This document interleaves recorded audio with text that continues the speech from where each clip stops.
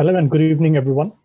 I would like to welcome you all to the 6th episode of EEREC's webinar series on underground transportation, infrastructures in Nepal, scope practices, and construction challenges. Thank you all for joining us from across different time zones. My name is Rohit Singh. I'm a PhD candidate at Sunny Buffalo, and I'll be acting as moderator for today's webinar. Since its inception in 2014, EEREC has been heavily involved in conducting research works, training, and seminars on various disciplines of engineering.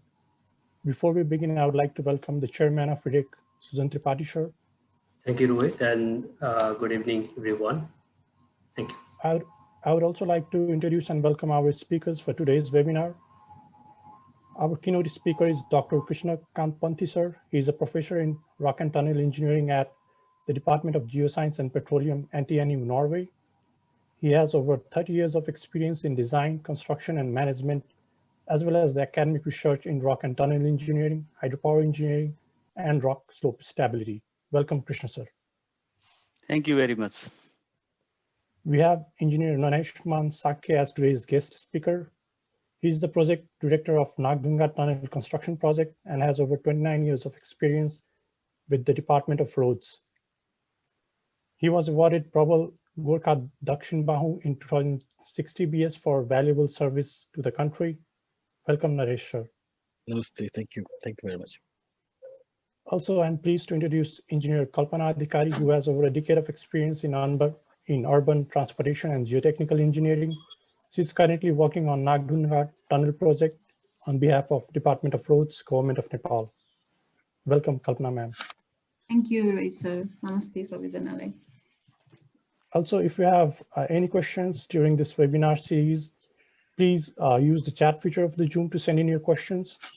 You can also type in the name of the specific presenters you want your questions to be answered from, and all the queries will be answered at the end of today's presentation. Now I would like to request Kalpana for her presentation. Stage is yours.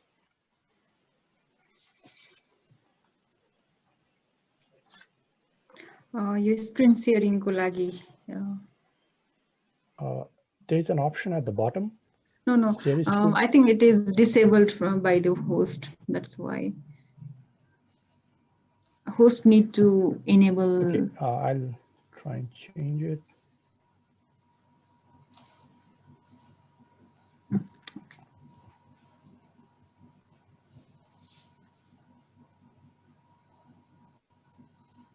Okay.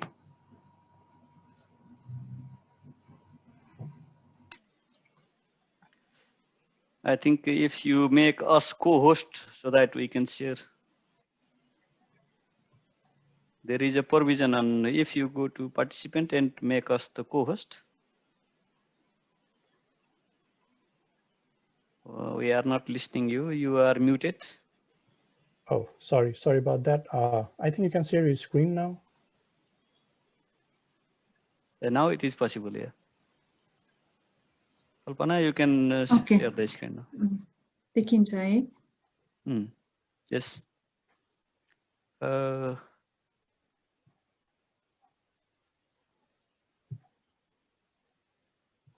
Thank you, Rohit sir, for the nice introduction.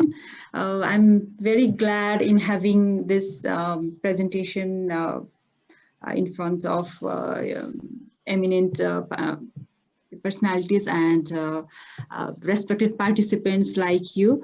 म चाहिँ नेपालीमै भन्छु होला है। सबैभन्दा पहिला मैले excel engineering research and education सेन्टरलाई हृदयदेखि नै आभार व्यक्त गर्न चाहन्छु यो प्लेटफर्मको लागि र मेरो सुपरभाइजर र मेरो मेन्टर पनि आदरणीय नरेशमान साक्य सर हुनुहुन्छ। उहाँले मलाई यो स्लाइड प्रिपरेसनको लागि गाइड गर्नुभएकोमा उहाँप्रति पनि म एकदमै धेरै आभार व्यक्त गर्न चाहन्छु। आजको यो प्रेजेन्टेसन को टाइटल चाहिँ अन्डरग्राउन्ड ट्रान्सपोर्टेसन इन्फ्रास्ट्रक्चर इन नेपाल भनेर राखेको छ। Scope practices end construction challenges. Basically मैले यो फोकस चाहिँ नागढुङ्गा टनल कन्स्ट्रक्सनमै गर्न चाहेको र यो सँगसँगै नेपालमा ट्रान्सपोर्टेसनको हिस्ट्री कसरी सुरु भयो भनेर त्यो केही कुराहरू पनि मैले जोड्न चाहे।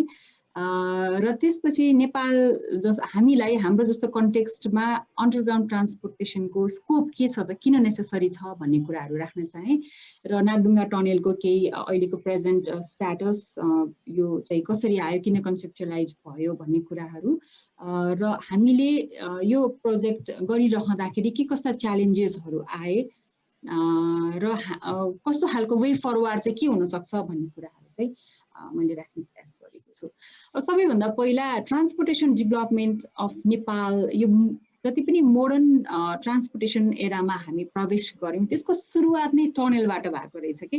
यो मैले प्राय यो टनेलको प्रेजेन्टेसन गर्दाखेरि यो कुरालाई सधैँभरि इम्फासाइज पनि गर्ने गरेको छु, हामीलाई मोटिभेसन पनि हुन्छ यो कुराले। विक्रम सम्वत 1973 मा चुरिया टनेल, 500 मिटरको चुरिया टनेल बनेको थियो। यसले नेपालको तराई र काठमाडौँलाई चाहिँ नि एउटा ट्रेड रुटको रूपमा जोडेको रहेछ। भनौँ न, अझ भनौँ नेपालमा इन्डियाको मार्केट अथवा तराईलाई काठमाडौँ, काठमाडौँलाई तराई इन्डियासँग जोड्नको लागि यसले महत्त्वपूर्ण भूमिका खेलेको थियो। त्यो बेलाको प्लानरहरूले नै सडकलाई भन्दा पनि यो टनेललाई नै आवश्यक छ, चुरे रेन्जमा जाने बित्तिकै टनेलको आवश्यकता महसुस गरेर हैन। सँगसँगै अब यो रक्सौल, अम्लेखगञ्जलाई रेलवेले जोडिएको थियो अनि यो गुड्सहरूको ट्रान्सपोर्टेसनको लागि मातातीर्थ घुर्सिङमा चाहिने यो रोपवेहरूको परिकल्पना गरेर कन्स्ट्रक्सन गरिएको रहेछ। अब यो एयरपोर्टको कुरा त 2006 सालमा पटनादेखि काठमाडौँमा एउटा फ्लाइट सुरु भयो, त्यसपछि बल्ल एयरपोर्टको कुरा आयो र यो हाइवे भनेको त धेरै पछिको कुराहरू हो। भनेपछि त्यो बेलादेखि नै हाम्रो कस्तो एउटा प्राउड हिस्ट्री रहेछ टनेलको हैन, ट्रान्सपोर्टेसन सेक्टरमा। र अहिले करिब 100 वर्ष पछि हामी फेरि चाहिँ टनेलको नेसेसिटी चाहिँ महसुस गरियो। अब यो बीचमा ग्याप किन भयो त भन्दाखेरि हामीले यो बीचमा चाहिँ हामी कनेक्टिभिटीलाई बढी जोड दिन थाल्यौँ कि जसरी पनि हामीले कनेक्सन रिजनल कनेक्टिभिटी चाहिँ गर्नुपर्छ भनेर भन्यो। तर अब अहिले आएर फेरि यो सेफ हैन, सर्ट अनि भनौँ न अब टाइम इज मनी भने जस्तो अब यो कन्सेप्ट चाहिँ अहिले फेरि आइरहेको छ। अब त्यो बेलामा जब चुरिया टनेल बन्यो त्यति बेला साउथ एसियामा कुनै पनि टनेलहरू थिएन भनेर भनिन्छ। भनेपछि अब यो 100 वर्षपछि यो हामी कता अलिकति बिचमा अलिकति ल्यागिङ भएको हो कि जस्तो पनि महसुस हुन्छ। यो हिस्ट्रीले चाहिँ त्यसरी हामीले भन्न सक्छौँ। र अहिले आएर फेरि हामी यो टनेल एरामा प्रवेश चाहिँ गरिरहेका छौँ र अहिले एकदमै हाई टाइम हो। अहिलेको डिमान्ड भनेको हामीलाई सेफेस्ट, सर्टेस्ट हैन, कम्फोर्टेबल चाहिँ ट्रान्सपोर्टेसनको चाहिँ अहिले डिमान्ड भइरहेको छ र त्यही अनुसार हामी अब अन्डरग्राउन्ड स्ट्रक्चरमा जानुपर्छ भन्ने कुरा, त्यसलाई मैले अलिकति इम्फासाइज गर्न खोजेँ।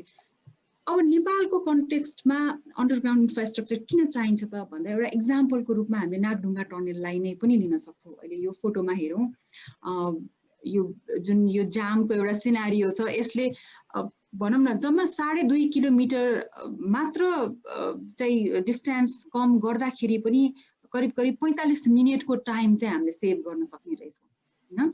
त्यसै गरी एउटा रिलायबल सर्भिसको लागि हैन, ट्राफिक सेफ्टीको लागि, इन्भाइरोमेन्टल पोल्युसन कम गर्नको लागि पनि अन्डरग्राउन्ड इन्फ्रास्ट्रक्चरहरू अत्यन्तै आवश्यक छ र नेपालको टेरेन टोपोग्राफीले पनि अन्डरग्राउन्ड स्ट्रक्चरहरू डिमान्ड गर्छ भन्ने कुरालाई मैले यसमा जोड दिन चाहेँ। तर अब यो हुँदाहुँदै पनि अहिले भनौँ न इभन सडक विभागमै पनि विभिन्न व्यक्तिहरूको विभिन्न खालको ओपिनियन छ। टनल स्ट्रक्चर चाहिन्छ भन्दै गर्दाखेरि यो कस्टले चाहिँ कस्टको कुरा सँगसँगै आइरहेको हुन्छ। सबैको एउटा बिग कन्सर्नको रूपमा चाहिँ के यो इकोनोमिक छ त भनेर भनिएको हुन्छ। मैले यसलाई इकोनोमिक छ भन्नको लागि 3वटा चाहिँ एउटा इक्जाम्पल राखेर चाहिँ म भन्न चाहेँ। जस्तो नागढुङ्गा टनेलकै फिजिबिलिटी रिपोर्ट हेर्ने हो भने पनि यसको EIRR चाहिँ 13.3% रहेको छ। यसले 45 मिनट्स चाहिँ टाइम सेभ गर्छ। जम्मा 2.5 किलोमिटर मात्रै डिस्टेन्स घटाउँदाखेरि पनि 45 मिनटको टाइम सेभ गर्छ। चाहिँ फ्युल पनि सेभ हुने भयो, कम्फोर्टेबल हुने भयो, सेक्युरिटीको कुरा छ, रिलायबल सर्भिसको कुरा छ हैन।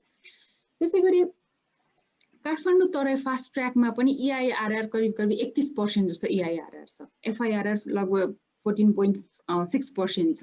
अब यो चाहिँ यो सडक बनिसकेपछि यो फास्ट ट्र्याक पछि चाहिँ कन्ट्रीको इकोनोमीमा एकदमै चेन्ज हुन्छ भन्ने खालको एक्सपेक्टेसन पनि राखिएको छ हैन र यस्तै खालको अरु प्रोजेक्ट जस्तो हेटौँडा सुरुङ मार्ग भन्ने एउटा चाहिँ जुन कन्सेप्ट आयो त्यो पीपीपी मोडलमा प्राइभेट सेक्टरहरु चाहिँ हामी पनि लगानी गर्छौं भनेर उहाँले नै प्रपोजल ल्याउनु भएको भनेपछि प्राइभेट सेक्टरको जहाँ बेनिफिट हुन्छ त्यहाँ नै आउने हो नि त हैन त्यसकारणले गर्दा यो इकोनोमिकली पनि बेनिफिट छ भाइबल छ भनेर भन्न सकिन्छ अब त्यस्तै गरी मुगलिङ नारायणघाट सडकमा अब यो सडक हेर्ने हो भने यसको क्वालिटी सबै एकदमै राम्रो छ तर पनि अझै पनि यो मुगलिङ नारायणघाट सडक अपग्रेड भएको आज 1 वर्षपछि पनि भनौं न हामीले त्यहाँ स्लो प्रोटेक्सनका कामहरु गर्न परिरहेको छ हैन गरिरहेको छ त्यसको इन्भेस्टमेन्टको कुरा होला रोड क्लोजर गरेर केही दिन अगाडि नै 2-3 दिन अगाडिदेखि हामीले सर्टेन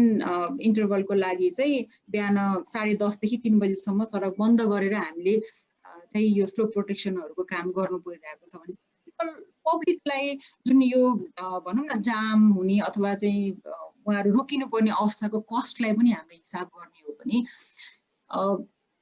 इन लङ टर्म चाहिँ नि यो टनल अन्डरग्राउन्ड इन्फ्रास्ट्रक्चर अथवा टनल नै भनौं टनल चाहिँ इकोनोमिक हुन्छ भनेर हामीले भन्न सकिन्छ त्यसैले यो कस्ट भन्ने कुरा इनिशियली हाई कस्ट होला तर इन अ लङ रन चाहिँ नि यो इकोनोमिकलै हुन्छ अब यो नागढुङ्गा टनलकै बारेमा केही त्यो यो इन्ट्रोडक्सनको भनौं न इन्ट्रोडक्सनको रूपमा केही भन्न चाहे डिपार्टमेन्ट अफ रोड्स अन्तर्गत यो बनिरहेको छ र कन्सल्ट्यान्टको रूपमा जापानिज र नेपाली कन्सल्ट्यान्टहरु हुनुहुन्छ कन्ट्र्याक्टर हाजमा एन्डो कर्पोरेसन यो जापानिज कन्ट्र्याक्टर हो यसको टोटल प्रोजेक्ट पिरियड चाहिँ 42 महिना रहेको छ यसको कमेन्समेन्ट डेट भनेको 2019 नोभेम्बर देखि चाहिँ यो सुरु भयो अहिलेसम्म चाहिँ यसको 8% प्रोग्रेस भएको छ अब यो इमेजमा यो एनिमेसनमा हेर्दाखेरि जुन यो रेड कलरको अलाइनमेन्ट छ यो भनेको टनल रुट हो र येलो कलरको अलाइनमेन्ट भनेको चाहिँ एक्जिस्टिङ त्रिभुवन हाइवेको हो अब यो डिस्टेन्सको हिसाबले अही भनेको छ जम्मा 2.5 किलोमिटर मात्र गर्छ तर हामीले डिलेलाई कन्सिडर नगर्ने हो भने पनि करिब 40-45 मिनेट चाहिँ हाम्रो छिटो हुन्छ टनल अलाइनमेन्टबाट अब डिलेलाई हेर्ने हो भने त त्यसको कुनै लिमिटेसनै भएन हैन हामीले 2वटा टनल सँगसँगै बनाइरहेका छौं यसमा मेन टनल डबल लेनको हुनेछ र अर्को इभ्याकुएसन टनल यसको प्यारललमा 30 सेन्टिमिटरको चाहिँ एकदम 30 मिटरको डिस्टेन्समा सेन्टर टु सेन्टर डिस्टेन्स 30 मिटरमा हामीले अर्को इभ्याकुएसन टनल बनाइरहेका छौं र यसमा चाहिँ एउटा वर्किङ अडिट भनेर यहाँको यो टोपोग्राफी नै त्यस्तै भएको भएर यो वर्किङ अडिट 126 मिटर है सरी यो किलोमिटर भएछ 126 मिटरको चाहिँ वर्किङ अडिट पनि रहेको छ अब यसको टोटल लम्बाइ मेन टनलको 2.688 किलोमिटर हो र ग्रेड 3.5%। अब यो सँगसँगै हामीले यो फ्लाइओभर पनि नेपालमा पहिलोचोटि इन्ट्रोड्युस भइरहेको छ यसबाट पनि हामीलाई धेरै लर्निङ अपर्च्युनिटीहरु छ बलम्बुमा जहाँ त्रिभुवन यो हाइवेबाट हामी राइट टर्न बलम्बुबाट चाहिँ हामी टनल रुटमा राइट टर्न गर्छौं त्यहाँ एउटा फ्लाइओभर रहेको छ फ्लाइओभर र 128 मिटरको फ्लाइओभर रहेको छ स्टिल बक्स गर्डरको त्यसैगरी अर्को नयाँ कुरा भनेको हाम्रो लागि चाहिँ रोड साइड सर्भिस सेन्टर जुन धादिङमा वेस्ट पोर्टल नपुग्दै नारायणघाटबाट जाँदाखेरि वेस्ट पोर्टल नपुग्दै रोड साइड सर्भिस सेन्टर आउँछ यसमा 3वटा फिचर्सहरु रहेको छ अब एउटा चाहिँ रिफ्रेशमेन्ट सेन्टर जस्तो पनि भयो हैन सर्टेन भनौं न लामो दूरीको ड्राइभिङ गरेर आइसकेपछि एउटा रिफ्रेशमेन्ट सेन्टर जस्तो रेस्टरुमहरु रेस्टुरेन्ट्सहरु शप्सहरु हुन्छ पार्किङ लट ओपन स्पेसहरु अनि अर्को कुरा चाहिँ कम्युनिटीलाई पनि यसमा हामीले इन्गेज गराउन सक्यौ भने कम्युनिटीको जुन लोकलले प्रोड्युस गरेको लोकल प्रोडक्टहरुको व्यापार हुन्छ उनीहरुलाई रोजगारीको पनि अवस्था हुन्छ र अब कतिपय ठाउँमा त टुरिस्टिक एरिया पनि हुन्छ त्यसमा इन्फर्मेसन शेयरिङको एउटा प्लेटफर्म पनि हुन्छ हैन अब यो चाहिँ एउटा सुरुवात भयो अब हामीले हाइवेमा यस्तो खालको स्ट्रक्चरहरु बनाउन लाई चाहिँ नि यो एक किसिमको मोटिभेसन वा भनौं न इनिसिएसन जस्तो पनि यो नागढुङ्गा टनल प्रोजेक्टबाट भइरहेको छ त्यसै गरी अब यो power supply 24 hours ventilation lighting को लागि चाहिँ 24 आवर नै पावर सप्लाई चाहिने हुनाले यसको लागि dedicated power supply transmission line हामीले बनाउँदैछौँ करिब 4.5 किलोमिटर जस्तो केही अन्डरग्राउन्ड र केही चाहिँ ओभरहेड ट्रान्समिसन लाइन रहेको छ त्यसै गरी टोल बुथ अन्डरपास ओभरपास ब्रिजहरू हैन अनि अब यो टनल कन्स्ट्रक्सन हुँदाखेरि वाटर सप्लाई ग्राउन्ड वाटर टेबलमा इफेक्ट पर्छ कि भनेर हामीले त्यसको लागि सप्लिमेन्ट्री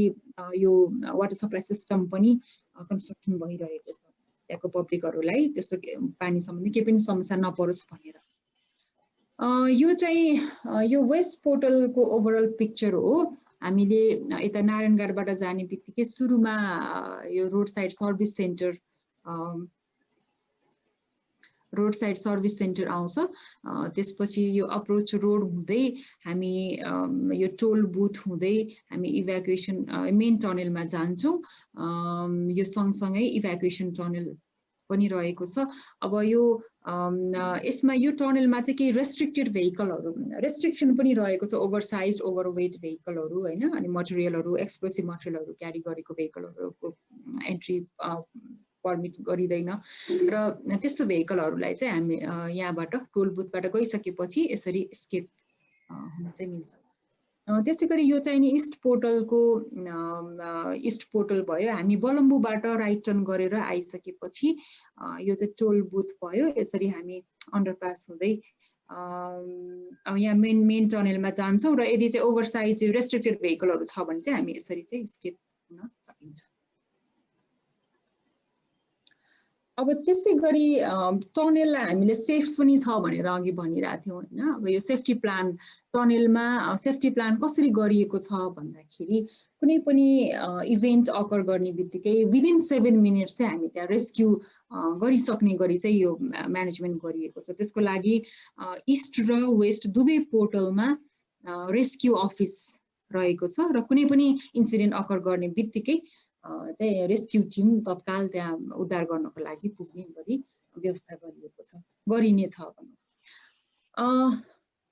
अब त्यसै गरी एउटा उदाहरणको यो जुन फायरको केसलाई लिने हो भने कुनै ठाउँमा चाहिँ टनलभित्र आगो लागि भयो भने रोड युजरले अब त्यहाँ फोनबाट पनि त्यो एक्सिडेन्ट रिपोर्ट गर्न सक्छ अथवा कन्टिन्युअस मोनिटरिङ पनि भइरहेको हुन्छ त्यसरी एक्सिडेन्ट रिपोर्ट भइसकेपछि सम्बन्धित कन्ट्रोल रुमबाट ट्राफिकलाई भन्ने हो कि अथवा ट्राफिकलाई पनि खबर पुग्छ एम्बुलेन्सकोलाई पनि पुग्छ मोबिलाइज हुनको लागि हैन त्यसपछि यो एफएम रेडियोहरूबाट पनि ब्रोडकास्ट हुन्छ हैन यसको इन्फर्मेसनहरू त्यसरी चाहिँ हामीले यो रेस्क्यु एउटा यो भनौँ न कन्सेप्ट चाहिँ यसरी डिजाइन गरिएको छ जुन यो प्रोसेस रेस्क्यु प्रोसेस चाहिँ यसरी हुनेछ त्यसै गरी अब यो फेसिलिटिजहरूमा यो सेफ्टी प्लानमै अन्तर्गतै भनौँ कन्ट्रोल रुम हुन्छ त्यहाँ 24 आवर क्यामेरा लाइटिङहरू सबै हुन्छ हैन लाउड स्पिकरहरू हुन्छ फायर डिटेक्टरहरू हुन्छ हिट डिटेक्टरहरू सबै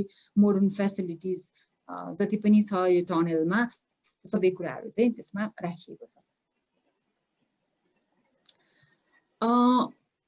अब यो कन्स्ट्रक्सन कसरी भइरहेछ भन्ने कुरा पनि अलिकति इन्ट्रेस्टिङ हुन सक्छ काम अहिले यो इस्ट र वेस्ट दुवै पोर्टलबाट भइरहेको छ इस्ट पोर्टलमा मेन टनल र इभ्याकुएसन टनल दुईटैबाट 24 आवर नै तीनवटा शिफ्टमा चाहिँ काम भइरहेको छ 24 आवर नै काम भएको छ सुरुमा हामीले यो पोर्टल कन्स्ट्रक्सन गर्दाखेरि चाहिँ यो एजिएफ भन्ने एउटा प्रविधि रहेछ 4 पाइलिङ पनि भन्दो रहेछ 4 पाइलिङ गर्यौं सँगसँगै सर्टक्रिटिङ पनि गर्यौं र त्यसपछि सफ्ट सोइल आउँदाखेरि चाहिँ हामीले एक्सकाभेसन गर्यौं भने जब चाहिँ रक आउन थाल्यो त्यसपछि ब्लास्टिङ र ड्रिलिङको काम गरियो अनि सँगसँगै स्टिल रिप्सहरू पनि हामीले राख्दै गयौं र स्टिल रिप सर्टक्रिटिङ गरिसकेपछि चाहिँ अनि कन्क्रिट लाइनिङ पछिबाट चाहिँ अनि कन्क्रिट लाइनिङ गर्नेछ अब अहिले कन्क्रिट लाइनिङको काम चाहिँ भएको छैन अहिले सर्टक्रिटिङ र स्टिल रिप्सको काम चाहिँ भइरहेछ सँगसँगै अब यो चाहिँ कतिपय इक्विपमेन्टहरू चाहिँ हाम्रो लागि नयाँ नै पनि छ अब एक्सकाभेटर विथ ब्रेकर त अब हामी देखिराखेकै इक्विपमेन्ट हो हैन तर यो सर्टक्रिट स्प्रे मसिन भन्ने चाहिँ सायद हाम्रो लागि नयाँ नै हुन्छ जस्तो लाग्छ। त्यसै गरी यो जम्बो ड्रिलर, यो मेन यो एक्सकाभेसन गर्ने ड्रिलर चाहिँ यो जम्बो ड्रिलर हो। यो 2 आर्म्स र 3 आर्म्सको छ, 5वटा छ हामीसँग जम्मै। त्यसै गरी व्हील लोडर, केही इक्विपमेन्टहरू मैले यहाँ देखाउन चाहेँ। अब यो चाहिँ इस्ट पोर्टल हो। इस्ट पोर्टलमा मेन टनल अनि इभ्याकुएसन टनल, त्यसै गरी यो क्रिब वालको कामहरू भइरहेछ स्लोप प्रोटेक्सनको लागि। यहाँनिर एउटा ओभरपास छ हैन, यो चाहिँ नि सुइचाटार तिर जाने बाटो भइहाल्यो। अनि यो चाहिँ वेस्ट पोर्टल हो। वेस्ट पोर्टलमा हाई इम्ब्याङ्कमेन्ट फिलिङ छ। अनि अब यहाँ हामीले चाहिँ यो एप्रोच रोडलाई एक्सटेन्सन गर्नेछौँ, हाफ कटिङ र हाफ फिलिङ गरेर। त्यसपछि यो मेन जुन यो मेन टनलको पोर्सन चाहिँ यहाँनिर भयो र यो चाहिँ एक्जिस्टिङ सडक। त्यसै गरी यो एप्रोच रोड इस्टको वेस्टको। अनि यो चाहिँ नि जुन अघि मैले वाटर सप्लाईको कुराहरू गरेँ, यो रिजर्भोयर ट्याङ्कहरू बनिरहेको छ। अनि हामीले यो टनल कन्स्ट्रक्सन गर्दाखेरि चाहिँ यसरी क्लोज्ड उसमा चाहिँ गर्छौँ, ढोका बन्द गरेरै गर्ने गर्छौँ। यसमा यो पर्मिसन पनि मतलब जो पाए त्यो व्यक्तिहरू चाहिँ जान, पर्मिसन विदाउट पर्मिसन एन्ट्री पनि यसमा चाहिँ निषेध गरिएको छ। अब यो नागढुङ्गा टनलकै एक्सपिरियन्सको आधारमा हामीलाई यो काम गर्ने क्रममा के कस्तो खालका कन्स्ट्रक्सन च्यालेन्जेसहरू आए, वा भनौँ अब जति पनि पाइपलाइनमा सडक विभागले अब पाइपलाइनमा राखेका टनलहरू कन्स्ट्रक्सन गर्दाखेरि चाहिँ कस्तो खालका कन्स्ट्रक्सन च्यालेन्जेसहरू आउन सक्छ भन्ने कुराहरू र त्यसको वे फरवर्ड के हुन सक्छ भन्ने कुराहरू चाहिँ मैले यसमा प्रेजेन्ट गर्न खोजेको छु। सबैभन्दा पहिला त मैले देखेको यो availability of technical manpower नै हो जस्तो लाग्छ, किनभने हामीसँग टनल एक्सपर्ट्सहरू एकदमै लिमिटेड हुनुहुन्छ र एकै ठाउँमा पनि हुनुहुन्न, भनौँ न स्क्याटर हुनुहुन्छ, कोही कता जस्तो हुनुहुन्छ। र अब कतिपय चाहिँ भनौँ न अब एकाडेमिसियन हुनुभयो, फिल्डको एक्सपिरियन्स नहोला। अझ भनौँ सडक विभागकै उदाहरण दिने हो भने सडक विभागमा टनलमा काम गरेको वा टनल एक्सपर्ट को हुनुहुन्छ त भन्दाखेरि चाहिँ हामीले बताउन सक्ने अवस्था नै नभएको जस्तो पनि छ एक किसिमले भन्ने हो भने। अब जियोटेक इन्जिनियरहरू हुनुहुन्छ, जस्तो नरेश सरै जियोटेक एक्सपर्ट भइहाल्नुभयो, उहाँलाई धेरै अनुभव छ। तर अब टनलको लागि चाहिँ अब हामी सबै नै नयाँ जस्तो भयौँ भनौँ न। त्यो हिसाबले अब इक्विपमेन्ट त ल्याउन सकिएला किनेला, तर अपरेटरको कुरा, डिजाइनर्सहरू हैन, अब स्किल म्यान पावरहरूको कुरा, अब हामीले कतिसम्म चाहिँ विदेशीहरूलाई नै सँग नै डिपेन्डेन्ट भएर हामीले टनल बनाउने। त्यसैले पनि यो नागढुङ्गा टनल चाहिँ एकदमै यो लर्निङ अपर्च्युनिटीको लागि चाहिँ एकदमै एउटा ठुलो प्लेटफर्म पनि हो। र अहिलेको लागि च्यालेन्ज, सबैभन्दा ठुलो च्यालेन्ज चाहिँ यो देखिएको छ। अब अघि कृष्ण सरले पनि भन्नुभयो, हाम्रो यो एकाडेमिक कोर्समा पनि अब यो टनल इन्जिनियरिङ चाहिँ राखिएको छ। यो राम्रो सुरुवात हो, यस्तो चाहिँ हुनुपर्छ। र यो नागढुङ्गा टनलबाट चाहिँ सबैले सिक्नुपर्छ भन्ने पनि हो। अब अर्को चाहिँ जियोलोजिकल अनसर्टेनिटिज। अब यो जियोलोजिकल अनसर्टेनिटिज सबै ठाउँमा हुन्छ, यो अभियस नै हो, किनभने जमिन मुनि के छ भन्ने कुराको चाहिँ हामीले फोरकास्ट गर्नलाई एस्टिमेसन मात्रै हो हैन। हामीले बोरिङ गर्छौँ, ड्रिलिङ गर्छौँ, एउटा सर्टेन नम्बरमा गर्छौँ हैन, तर थ्रु आउट नै गर्ने भन्ने पनि हुँदैन। र अब हाम्रो लागि च्यालेन्ज भनेको के हुन्छ भने जमिन मुनि अब भनौँ न जस्तो सफ्ट सोइल आयो, सफ्ट सोइलमा स्वेलिङ हुन्छ, स्क्विजिङ हुन सक्छ भन्ने कुराहरू त हामीलाई थाहा छ हैन, तर त्यस्तो खालको प्रब्लम आयो भने चाहिँ कसरी ट्याकल गर्ने भन्ने जुन प्र्याक्टिकल एक्सपिरियन्स चाहिँ हामीमा छैन के, त्यो पनि एउटा च्यालेन्जको रूपमा म देख्छु। अनि अर्को कुरा चाहिँ ल्यान्ड एक्विजिसनमा पनि हुन त अब यो ल्यान्ड एक्विजिसन टनलमा ल्यान्ड अक्वायर थोरै गर्नुपर्छ, तर भए तापनि कहिलेकाहीँ चाहिँ यो ल्यान्ड एक्विजिसनमा अननेसेसरी डिमान्डहरू गरिदिने हैन पब्लिकहरूले, त्यो गर्दाखेरि अलिकति गाह्रो भएको पनि अवस्था छ। र अर्को चाहिँ लिगालिटीमा पनि केही समस्याहरू देखिन्छ, जस्तो टनलको मुनिपट्टिको जग्गा ल्यान्डकोलाई चाहिँ के गर्ने भन्ने कुराहरू कानुनमा प्रष्ट रूपमा छैन के, त्यो पनि एउटा च्यालेन्ज भयो। अनि अर्को प्रोक्युरमेन्टकै कुरामा पनि भनौँ न हामीले ठेक्का आह्वान गर्दाखेरि चाहिँ अलिकति हार्ड क्राइटेरियाहरू राख्नुपर्ने हुन्छ, जुन चाहिँ नेपालको प्रोक्युरमेन्ट एक्टले चाहिँ भनौँ न अलिकति शङ्कास्पद हिसाबले पनि हेर्न सक्छ। त्यो भावेर त्यो पनि एउटा ठुलो च्यालेन्जको रूपमा चाहिँ हामीले देख्न सकिन्छ अब आउने अपकमिङ टनल प्रोजेक्टहरूमा हैन। त्यसै गरी पिपलहरूले अनरियलिस्टिक डिमान्डहरू गरिदिने जस्तो यही नागढुङ्गा टनलकै कन्स्ट्रक्सनमा पनि कुनै बेला फुटबल ग्राउन्डको डिमान्ड लिएर चाहिँ काम बन्द गरेको अवस्था पनि भयो हैन। भनेको यस्तो खालका समस्याहरू चाहिँ बेला बेलामा च्यालेन्जेसहरू चाहिँ आउन सक्छ भन्ने कुरा हो।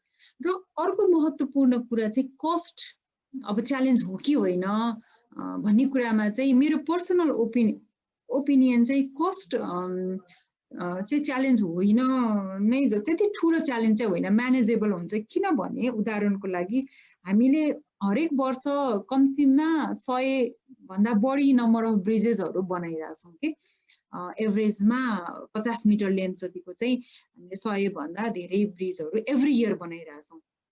पर मिटर ब्रिज बनाउनको लागि 14-15 लाख रुपियाँ लाग्दो रहेछ। अब अहिले नागढुङ्गाको जुन कस्टिङलाई हामीले पर मिटरमा कन्भर्ट गर्ने हो भने खालि टनलको मात्रै जुन अब वाटर सप्लाई, त्यसपछि यो road side service center, flyover आदिलाई छोडेर टनलको मात्रै पोर्टल टु पोर्टल भित्रकोलाई हामीले पर मिटरमा चाहिँ हिसाब गर्ने हो भने त्यो 15-16 लाखमा चाहिँ मजाले पुग्दो रहेछ। भन्नुको अर्थ हामीले ब्रिज त बनाइरहेछौँ नि, त त्यही कस्टमा वर्षमा त्यत्रो ब्रिज बनाइरहेछौँ भनेपछि हामीले टनल बनाउनै नसक्ने भन्ने अवस्था चाहिँ होइन कि, जबकि हाम्रो टेरेनले नै डिमान्ड गरिरहेछ, टोपोग्राफीले नै डिमान्ड गरिरहेछ। 1 किलोमिटर टनल बनाउँदा 50 किलोमिटर चाहिँ हाम्रो डिस्टेन्स घट्छ भनेपछि कस्ट चाहिँ नि त्यस्तो ठुलो कुरा हुन्छ जस्तो लाग्दैन। किनभने हामीले सुरुको कस्टलाई मात्रै हेरेर हुँदैन, पुरै लाइफ साइकल कस्टलाई हेर्नुपर्छ कि। त्यो भएर यो चाहिँ नि च्यालेन्जेसहरू यस्तो खालको हुनसक्छ भन्ने कुराहरू मैले मेन्सन गर्न चाहेँ। अब अपर्च्युनिटिजहरू के होला त यो टनल प्रोजेक्टबाट हामीलाई भन्दाखेरि सबैभन्दा ठुलो अपर्च्युनिटी चाहिँ रिसर्च र लर्निङ अपर्च्युनिटिज नै हो। नेपालको लागि अब आजभन्दा 100 वर्ष अगाडि चाहिँ टनल बनेको थियो, 100 वर्षपछि अब हामी एउटा ट्रान्जिसन फेजमा आएका छौँ। अब अहिले भएन भने कहिले पनि हुँदैन भन्ने जस्तो स्थिति आइसकेको छ। If not now then when भने जस्तो होइन। त्यसैले यो लर्निङ, यो अपर्च्युनिटीलाई चाहिँ हामीले एउटा रिसर्चको रूपमा, लर्निङ अपर्च्युनिटीको रूपमा, नलेज ट्रान्सफरको रूपमा, टेक्नोलोजी ट्रान्सफरको रूपमा चाहिँ युटिलाइज गर्नै पर्ने हुन्छ।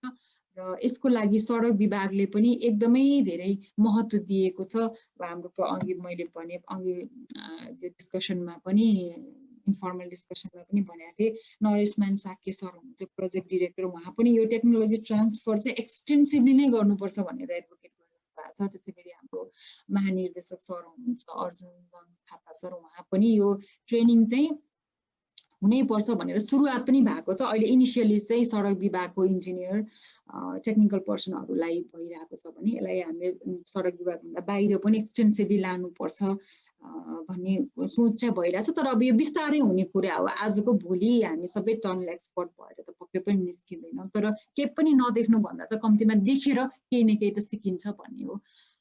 त्यसै गरी अब यो क्यापेसिटी इन्हान्समेन्ट पनि यो प्रोजेक्टले गर्छ भन्ने विश्वास हामीलाई छ। किनभने कन्सल्ट्यान्ट, कन्ट्र्याक्टरहरू, सबै लेबरहरू हेर्ने हो भने मोर देन 90% चाहिँ नेप्लिज नै हुनुहुन्छ। केही टनल एक्सपर्ट्सहरू जापानबाट भए तापनि त्यसरी पनि हामीले चाहिँ यो क्यापेसिटी इन्हान्समेन्ट हुन्छ भन्ने विश्वास लिएका छौँ। र सबैभन्दा अर्को महत्त्वपूर्ण कुरा चाहिँ अबको ट्रान्सपोर्टेसन इन्फ्रास्ट्रक्चर जुन अन्डरग्राउन्ड हामी त्यसमा जुन हामी जाँदैछौँ, त्यसको लागि चाहिँ यो प्रोजेक्ट सफल भइसकेपछि हामीलाई एउटा मोटिभेसन र कन्फिडेन्स पक्कै पनि हुनेछ। यो चाहिँ त्यसलाई हामीले त्यसरी युटिलाइज पनि गर्नुपर्छ यो प्रोजेक्टलाई। र अब नेपाल सरकारले सडक विभाग अन्तर्गत थुप्रै टनल प्रोजेक्टहरू अब पाइपलाइनमा राखेको छ। त्यो मध्ये सिद्धबाबा टनल चाहिँ अब छिटै हामी प्रोक्युरमेन्टमा सायद यो पिक्यूको चरणमा गइसकेको अवस्था छ के अरे, अब छिटै नै चेकापट्टा भएर यो कन्स्ट्रक्सन फेजमा जान्छ। टोखा छ अरे, त्यति नै इम्पोर्टेन्ट यो टनल हो। त्यसै गरी खुर्कोट सियाबारी, कोटेश्वर जडीबुटी, लामा बगर तामाकोसी कोरिडोर अब यो विभिन्न ठाउँमा छ तर अब हामीले एउटा कुरा सँगसँगै के पनि विचार गर्नुपर्छ जस्तो लाग्छ भने टनल बनाउने हैन तर एकदमै फिजिबल हुने ठाउँमा मात्र टनल बनाउनु पर्छ कि बनाउने भनेर जता पनि सबै उलाई समावेशी हिसाबले बनाउने भन्दा पनि जहाँ चुल्ली नै रिक्वायर्ड हो त्यस्तो ठाउँमा चाहिँ टनल बनाउनु पर्छ र सर्ट टनल धेरैवटा बनाउन सक्यो भने अझ इकोनोमिक हुन्छ कि सुरुको अवस्थामा भन्ने जस्तो पनि लाग्छ जस्तो सायद नरेश सरले पनि भन्नु होला अहिले आफूले भन्दाखेरि मलेखुबाट लोथर निस्किने सायद 5-6 किलोमिटरको टनलले नै 50-60-100 किलोमिटर सडकलाई चाहिँ छुटो पार्छ चाहिँ हो यस्तो ठाउँमा चाहिँ हामीले टनलको कनेक्टिभिटी चाहिँ गर्नुपर्छ अब मेट्रो रेलको कुरा पनि आइरहेको छ मेट्रो रेल पनि अब पक्कै नै नेसेसरी नै छ जस्तो लाग्छ नेपाल काठमाडौँको लागि हैन यो चाहिँ मैले अमात्य सरको बाट लिएको यहाँ तल रेफरेन्स छुटेछ यति नै हो अब मैले मोटामोटी चाहिँ यति नै भने अब डिस्कसनमा फेरि हामीले केही कुराहरू आउला मेरो तर्फबाट चाहिँ आजको प्रेजेन्टेसन यति नै thank you Thank you, Kalpana, for your presentation. Now I would like to request Krishna sir for his presentation. Yes. Let me share my screen. You cannot share a screen, it says. So, Kalpana ji, can you go out? Listen, just a second. Madam, यो जुन tunnel हैन ल 10 kilometre road बनाउनु र हैन 1 kilometre tunnel बनाउनमा के फरक हुन्छ त्यस लगभग अब 1 किलोमिटर टनल बनाउन लाग्ने खर्च र हैन हजुर 10 किलोमिटर रोडमा लाग्ने खर्च उस्तै हुन्छ कि अलि फरक हुन्छ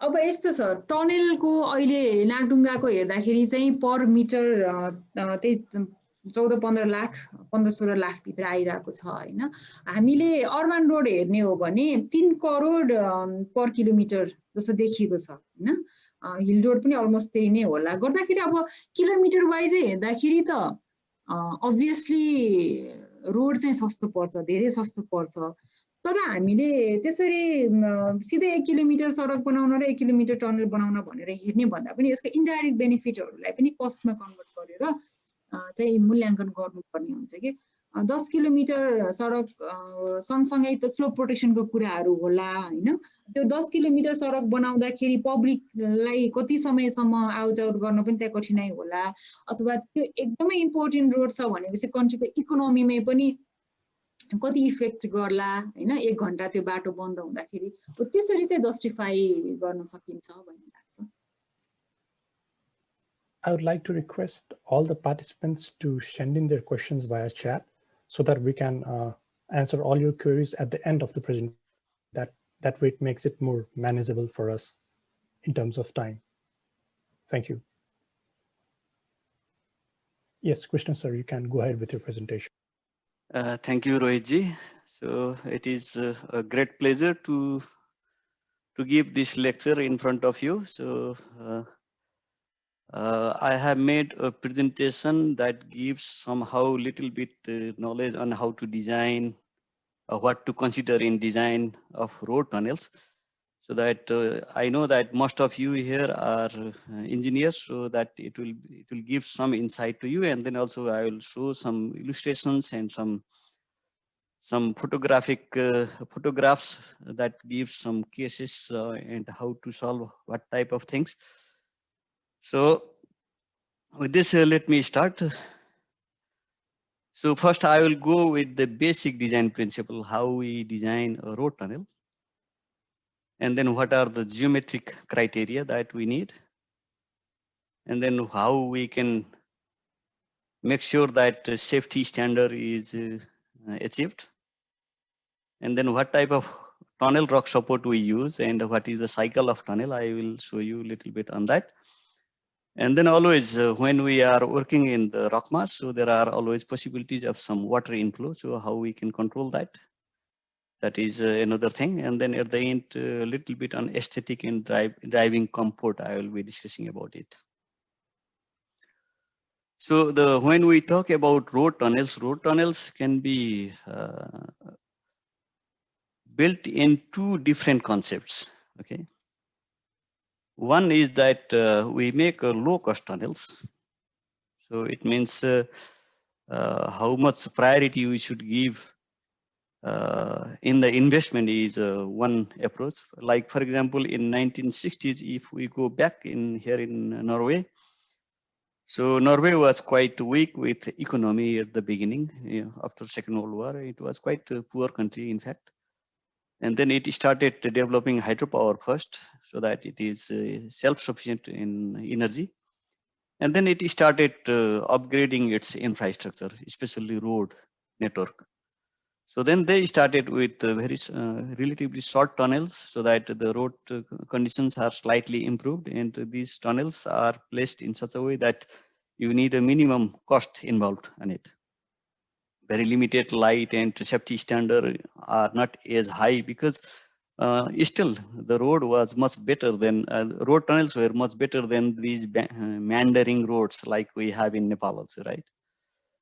And another way is today's standard, like urban areas and high safety standards and things like this. So that was another concept. So then you need a huge investment. Okay. So when we build a tunnel, 1 meter tunnel construction is about 30 to 35% of remaining work. So building a tunnel itself is not enough for road tunnels. There are safety equipments and final water protection and many other things that needs to be taken care. So that costs quite a lot. So it depends how we think about it. Okay. So in Nepal, maybe most of the important highways, they should have a high safety standard. But if we have a small, relatively low traffic road tunnels, so then we may go with a low cost tunnel solution. Okay. So basically, when it comes to the basic design principles, so in Norway, what we think when we make a design on the tunnel is that driving lanes in tunnel, the driving lanes should be kept as it is outside. So if we have 2-lane road, then the tunnel will be also 2-lane, right? And no overtaking inside tunnel should be allowed. This is the major criteria. Okay. So it means the driver who is traveling through that tunnel must be disciplined. They should not make attempt to overtake other vehicle. And a horizontal curve inside the tunnel, radius of the curve should be more than 500 meters, so that you have a good visibility in front of you. Okay. If not possible, width of the tunnel should be increased then as required. And when it comes to vertical curve inside the tunnel, radius of the vertical curve should be more than 2,000 meters. The tunnel inclination should not exceed maximum 7%. And in fact, the Euro standard, it even recommends 5% and below.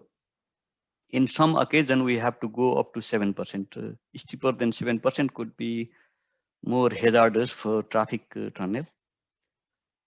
But still some exception can be made, because if we don't have any other solution, so it is possible to have up to 10%. Okay. For example, here in Norway, we have many undersea tunnels. So then we have to make a deep tunnel beneath the sea. So then in some occasion, it is not possible to make a flatter tunnel like less than 7%. So in that case, we may go up to 10%. Okay. And when it comes to tunnel geometry, so basically, if we look on the tunnel geometry here, so you see this is the theoretical excavation line outside, where we will be having, this is including the rock support that is used during construction. And then this is the clearance that we need. So achieving this, we have different approaches. I will tell you later. Okay. Because in Nagdhunga tunnel, so this is the theoretical excavation, and then it will be concrete line all the way here. Okay. And then this is the clearance we need. So minimum clearance is 4.6 meter when we take a heavy traffic or heavy loaded trucks and other things. So we need the minimum this requirement, and Nagdhunga has 5 meter, I think. So that is a little extra space it has been given there. But this is the typical cross section of the road. And then we have this driving width. So which is from here to here, two-lane road typical. And then we have this side walking area or shoulder, we should say. So this is the total clear opening of the tunnel space after final support or whatever you say. Okay. And then if we look further, so this is the typical, again, same cross section, but with, you see, we have a radius here and we have a wall radius here. And then these radius and size of the tunnels can be different. So in Norway, we use the size like this. Okay. So the minimum tunnel size is T4, which has a total width of 4 meter and driving width 3 meter, and theoretical cross section, excavation cross section, slightly more than 20 meters square, and then required theoretical cross section is around 14 square meter. Okay, so this is a very small tunnel. For example, in rural areas of Nepal, if we are connecting two valley, which are with a small mountain that can be crossed and the traffic volume is low, so it is possible to have a very small scale tunnels like this.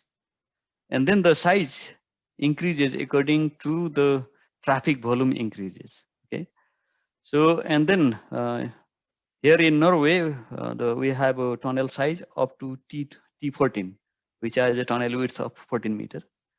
But in Nepal, so for the time being, we are discussing here from T4 to T10.5. Okay, so this will be the most popular solutions that road department will be using, I believe.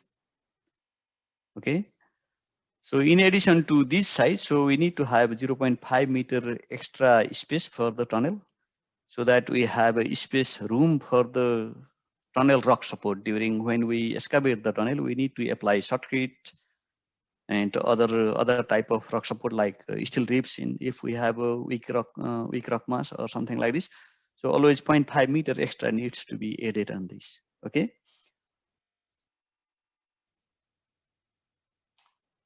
And in Norway, we classify road tunnels according to the annual average daily traffic. Okay, so you see here. So the tunnels are categorized from A to F. Okay, A is a very small size tunnel, like I was telling, T4 or very low traffic tunnels. So which has a length not exceeding 0.5 kilometer. Okay, and then we have a category B where the traffic volume may be up to 4,000. Okay, so then we have emergency needs. We need around 500 in every 500 meter. Turn around possibilities at 2,000 meter. Okay, turn around needs, and maybe turn around if we have a more than 4 kilometer length. And this is the classification on that way. Once the class increases, so then this distance also emergency needs distance reduces. Okay, and if we have a category E with the 2 tubes tunnel, so then since we have 2 tubes here, so then the emergency needs can be at 500, and then we don't need this turnaround needs here, but we need emergency bypass. So I will show some examples later. One example. This is the way we think here in Norway. Okay. So for example, in the category E class, so if we have a length exceeding 2.5, so then the traffic volume may go down to 8,000 to have 2 tubes. And some of the D category tunnels, if we have more than 10,000 traffic, everyday traffic, so then we should go for 2 tubes tunnel. So these are the standards that Nepal can also follow, or road department can follow.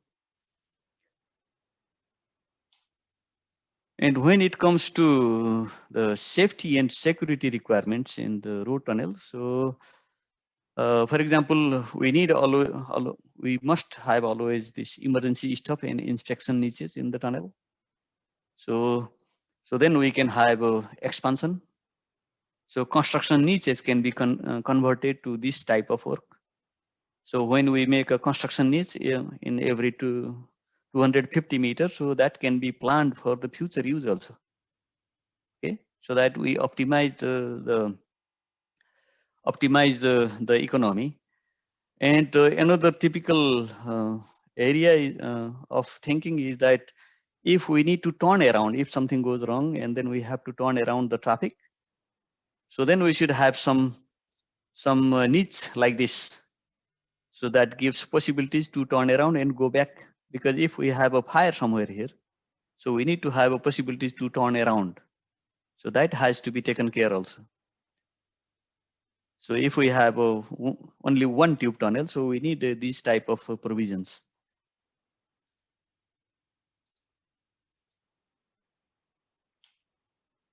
And if we have, for example, 2 tubes tunnel, so then we have this one tunnel here and another tunnel here.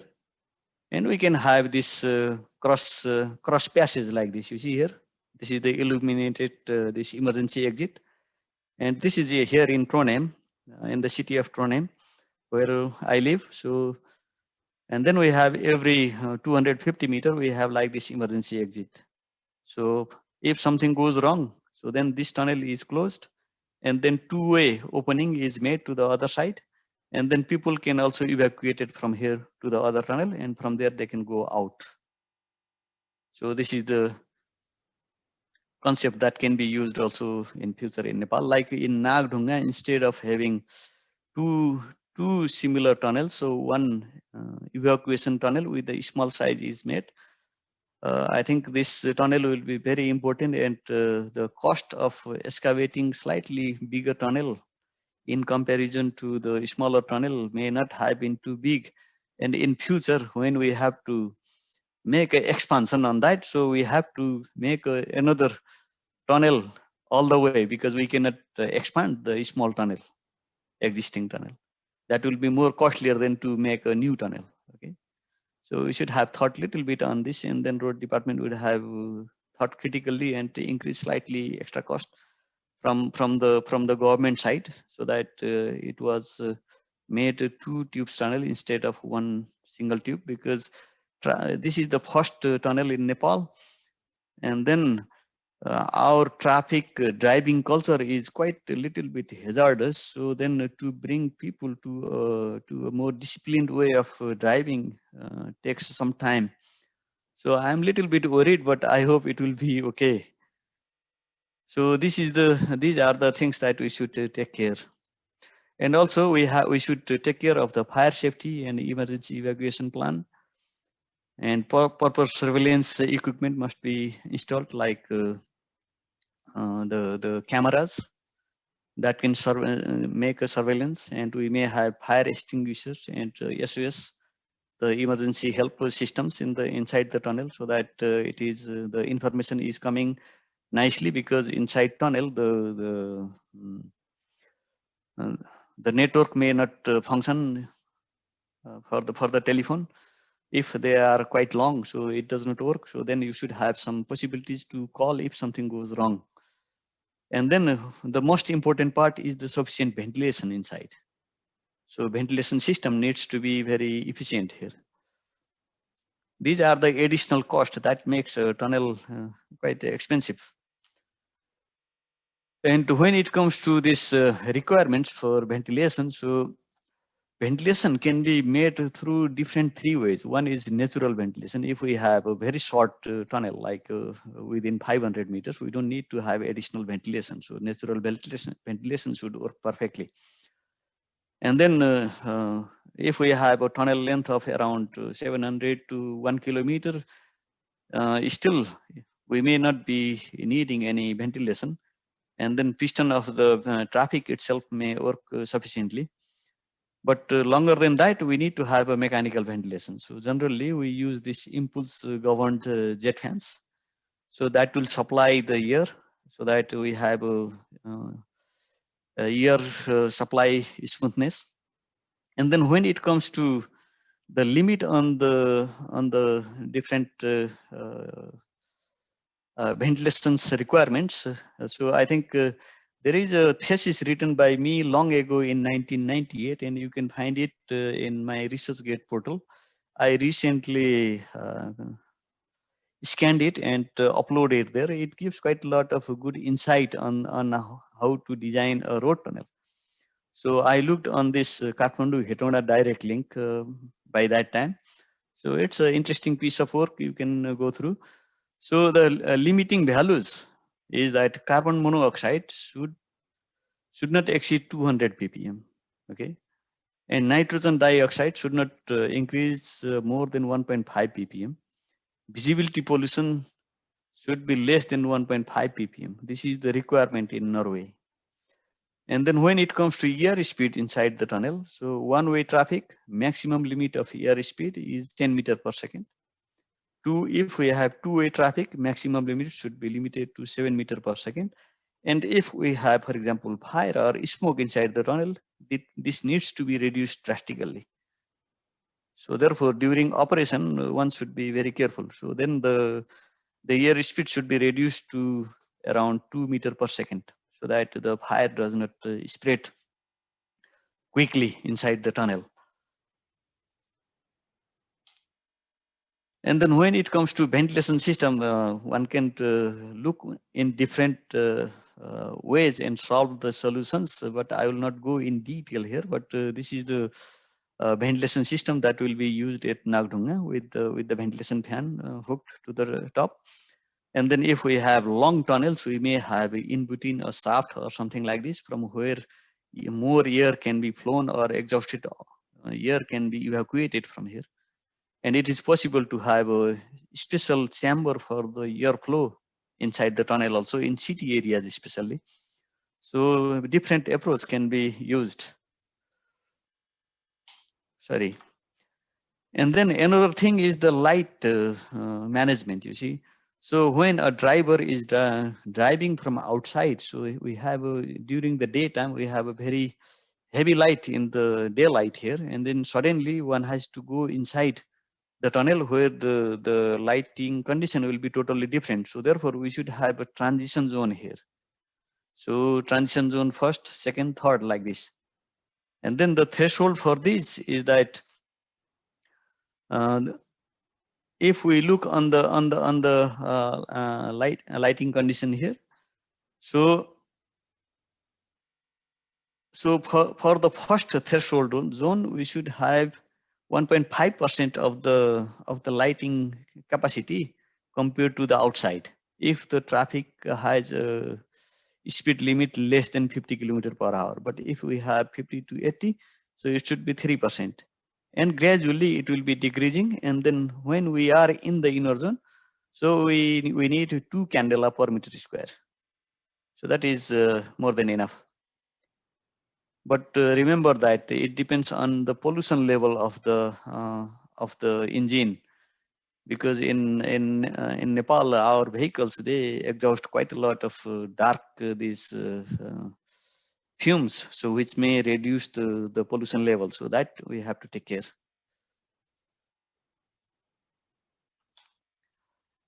And then in case of fire, for example, so you see here, this is a fire inside the tunnel, sudden fire. And then we need to have a very quick fire mitigation plan. So we should be very quick to handle this fire system. So you can see here, this is the impulse ventilation system. And suddenly there is a fire. in the tunnel, and then it is a mitigation system that was used here. So that type of system should be used also in Nepal. And then this Nagdhunga road tunnel, I am sure you will have that plan. And then it will be, the operation of tunnel is also a challenge. So therefore, there will be quite a lot of learning for road department in Nepal. So I am very excited, and you all are excited, I know that.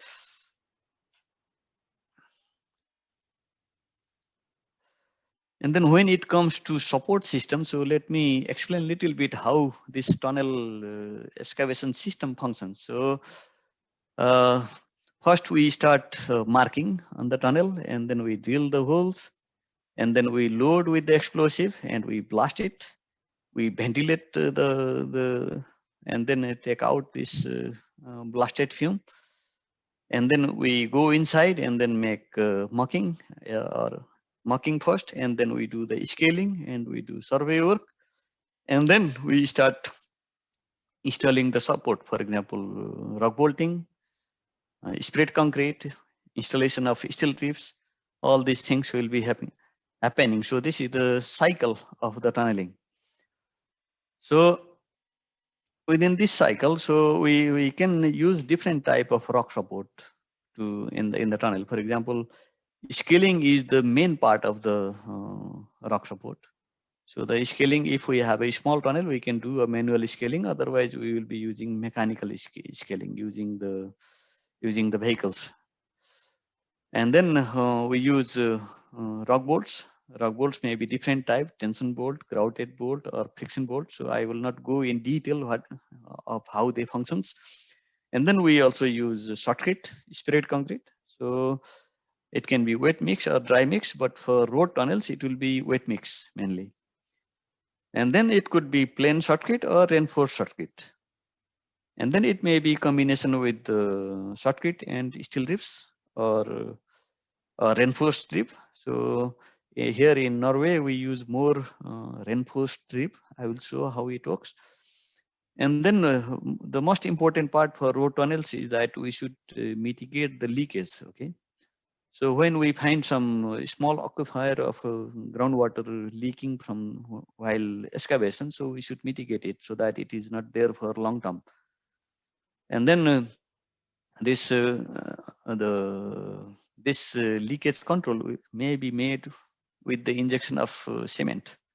It may be industry cement like Portland cement or micro cement. And in some special occasions, we may use also chemical grouting, but nowadays chemical grouting are almost banned because it harms to the groundwater, pollutes to the groundwater. And in some special situations, one can use also ground freezing, but this is not relevant for road tunnels. And then still, after we do this leakage control, there will be some dripping water. So then we should use water shielding or frost and water control in the tunnel. And at the end, how we should do with the final lining? Shall we use concrete lining or we should not use that? So this is a matter of discussion. So I will show you a couple of different approaches here. At Nagdhunga, it's an in situ concrete lining, final concrete lining, which will be the final support. But there may be other much easier and easy to use and in the future easy to manage or repair solutions are available there. Okay. So this is the figure that shows how one can install the bolt. You see here, this is the bolt which is installed immediately after scaling of the tunnel.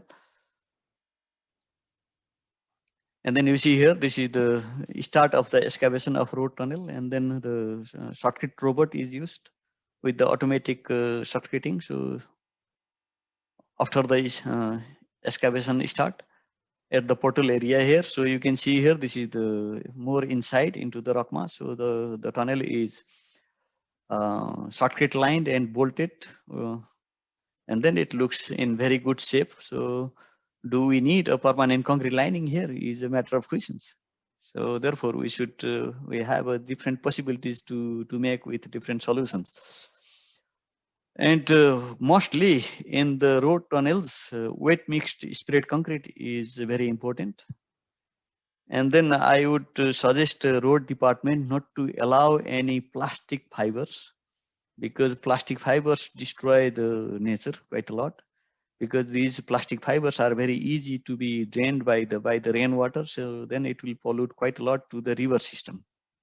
And therefore, Norway had a huge trouble because of that, because they used this plastic fiber at the beginning because it is better when it comes to the fire situation. But later they found out that this destroys the environment. So then now it is banned. So steel fiber shotcrete is much better. And manual application of the shotcrete in road tunnels should be avoided, because the manual spread shotcrete is much weaker when it comes to the quality. And then therefore it is much better to use this robotic application like this. So then we have a very good control on the distance, how far you should, from where you should spray the concrete, and angle is very easy to adjust. So this is how we should go ahead. And then when it comes to the support of the in the rock mass, where we have quality is a little weaker. So then in Norway we have slightly different approach. Like for example, we have this shotcrete with reinforced strip. So we have some 6 reinforcement bar with 16 millimeter, which are hooked like this. You can see here. These are the steel bars, and then these are anchored with the rock bolts. And then we have a spread concrete here, and then this thickness here will be increased like this. So they're making a kind of rib, reinforced rib.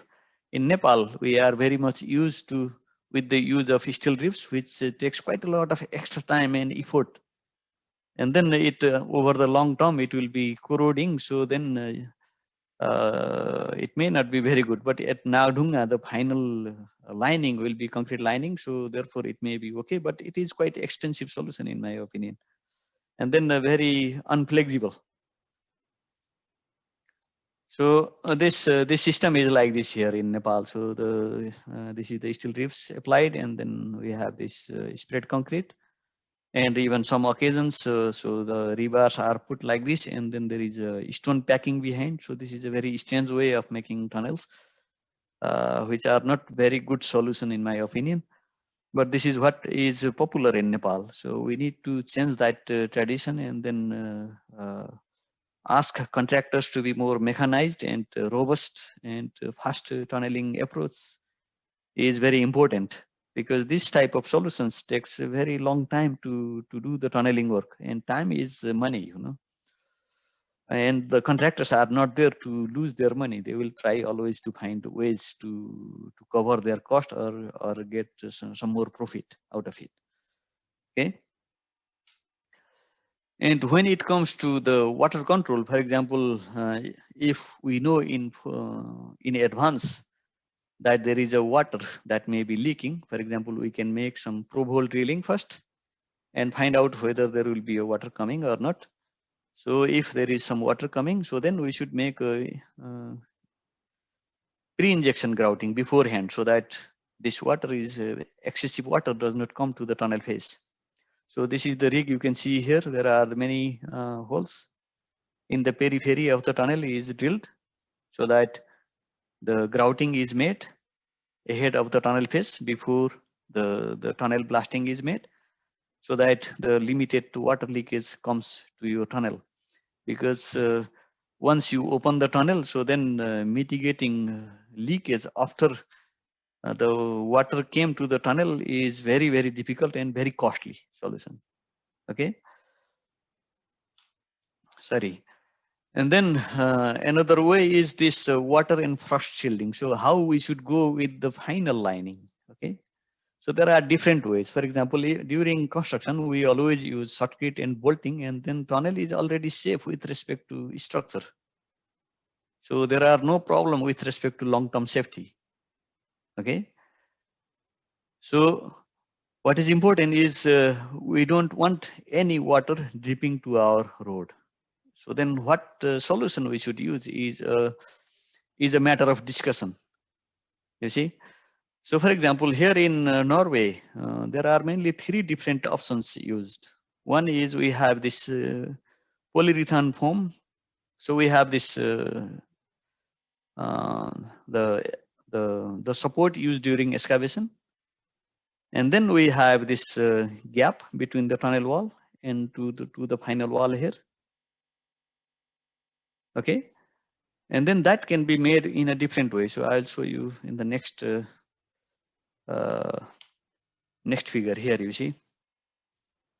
So for example, here you see, this is a polyurethane sheet used, which protects the water dripping and then canalized it to the side wall. Okay.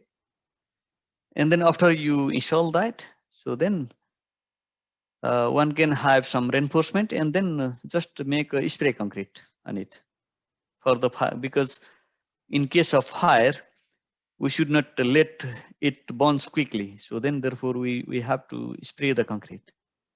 Okay. So this is one solution. And then above the spring level, you can have like this solution. And then below we can have concrete elements, like for example here. And then we have a gap. And all the water leaked from here will be drained from here.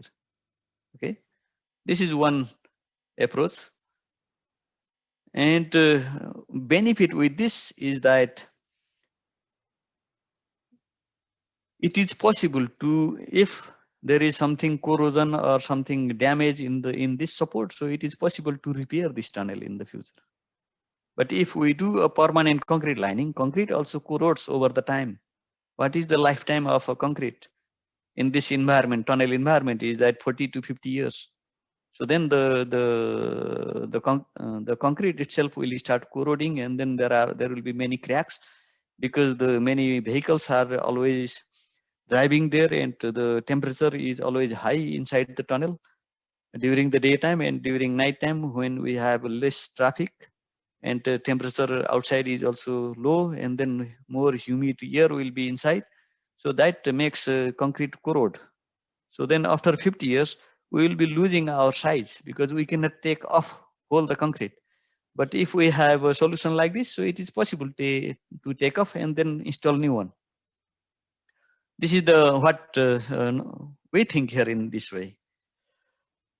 But this is not the liked solution in, for example, other European countries or in East Asia or other areas. Okay. So, and then another approach is like, for example, here you see, we have this concrete element. Okay. So we have this water shielding membrane, and then outside we can have these precast elements, and then again we have gap between the sprayed concrete and the tunnel. And then these precast elements can be very easy to remove. You see here, this machine is installing this precast element here.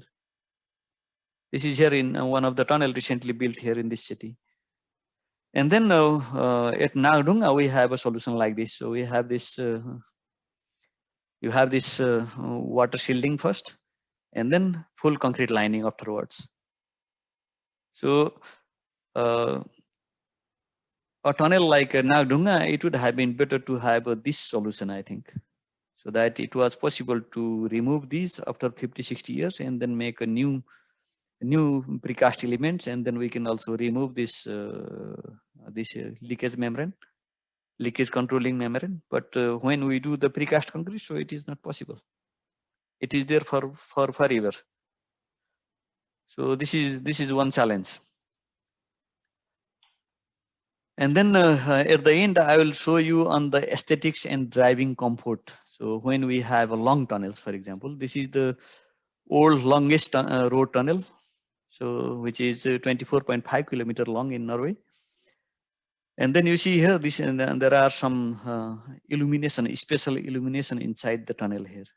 Okay, so you can see here the rock cover here is over 2 kilometers, 2,000 meters. So we are driving from one side of the valley to the other side. Okay, so driving inside a tunnel is very monotonous business. So I have driven through this tunnel and many other tunnels here, and it's tiring. Okay, So then the driver may be very exhausted. So here to remove or driver may be very sleepy when one drives monotonously inside the tunnel.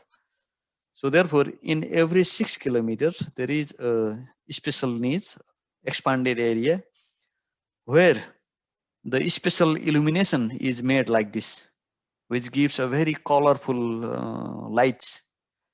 So then when a driver is driving, so then he meets every time, every 6 kilometers like this situation for around 1 second. So then his mind is refreshed.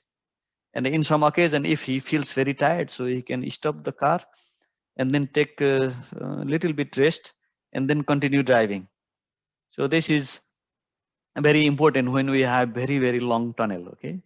But Nagdhunga tunnel is only slightly more than 2.5 kilometers, so it should not be a problem with this type of situation. But this is a thinking that road department should think for future, okay?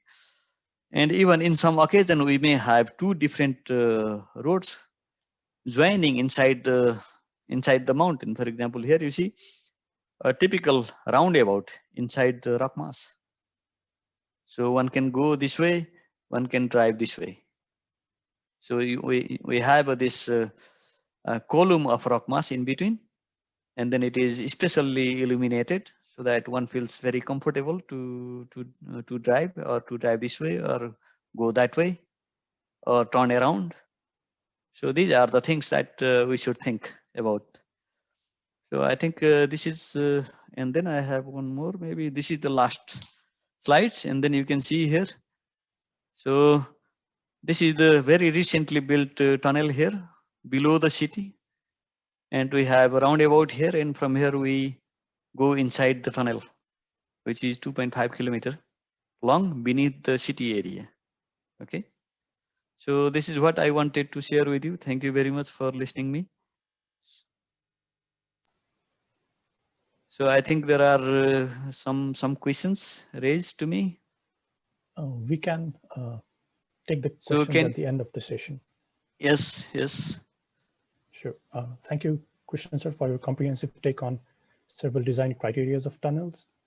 Now I would like to request Naresh sir for his presentation.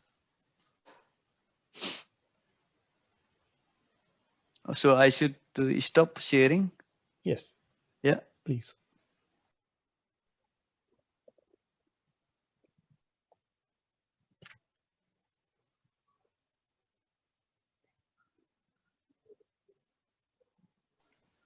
Okay, should I speak now? Yes, no, sir, you can go ahead with your. Okay, namaste to everyone.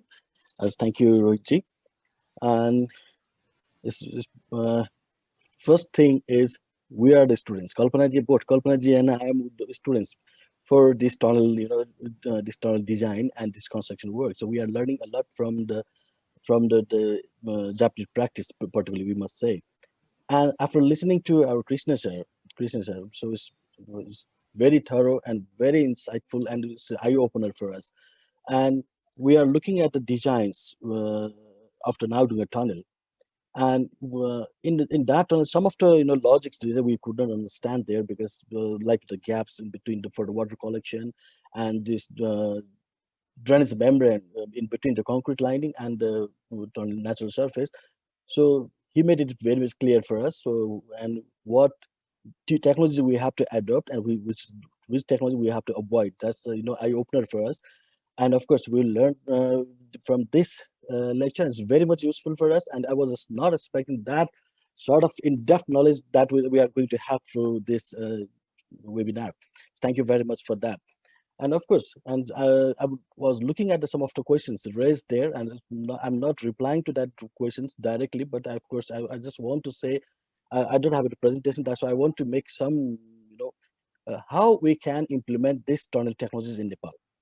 That's our main aim. So, and what's the situation in the country, and how we can implement that in Nepal in future. So Nagdhunga tunnel is an icebreaker for us. So we have been talking this. When I joined Department of Road 29 years back, So I got selected just because I answered that what is the most feasible technologies will be in Nepal for road transport development. And I said it's a tunnel. So with that answer, I got selected for in the Public Service Commission. And throughout my career, I'm now at the end of my career, and still we don't have any tunnel, and we are very lucky that before saying bye to our government job, so I'm involved myself in constructing our first tunnel. So it's very interesting for us. And so why we could not make the tunnel? Because nobody knows what the risk factor associated with us. Some says that if we have some tunnel in our context, it will be very odd. We are living in an earthquake zone and very weak geology, so maybe that tunnel may fail. Some shear zones are many zones are there, so underground excavation will be very much risky. So many problems that has been raised, and of course the ventilation situation and the drainage situation. Those are some complications that we have been told. So we feel that it's a very risky business to go into the tunnel area. So if we go and look back to a few years back, so we couldn't even think about having that tunnel in our road network. That's why we prefer to have 25 kilometers more longer road than to have 1 kilometer tunnel. So that was the situation. Since this tunnel is coming up, and maybe this is the very right size, 2.688 kilometers. So this is not very long, and is not very less also. So we will face the tunnel related problem in this tunnel during making of this tunnel. So this is what we are expecting. So of course there's a lot of risks associated with the tunnel. Of course, that's we must all agree. And right from the beginning, the planning process, tunnel construction is not that easy as that of constructing a road. So if we have made some mistake in the road planning and designing, we can correct it very easily. And for the tunnel, is very less scope for doing that. So that's the one problem. So we have to be very much careful on this tunnel planning. So our discussion suggests that underground transport infrastructures. That means underground could be in the urban area, or it could be in the highway area also. So if we look at the urban area, in the urban areas, we are facing a lot of problem in land acquisition, because if we look at the Kathmandu Valley, for example, whole Kathmandu Valley is now occupied with the buildings. So we have to acquire few openings of land in Kathmandu Valley in the east approach and west approach for this tunnel, and we are spending 6 billion rupees for acquiring the land. So that means if we have to expand our road network for 2.6 kilometer long in this area, we have to spend 6 billion rupees at least for the land only. So the rest will be for structures and for retaining structures, road structures, so many more. So it's very difficult, and the social and environmental consequences and those issues are also remaining. So that's why the land area availability in urban areas are now limiting. So we have a problem of parking also in Kathmandu Valley. So we don't have enough space for parking. So we cannot acquire the land, and we are not going for the multi-story parking also.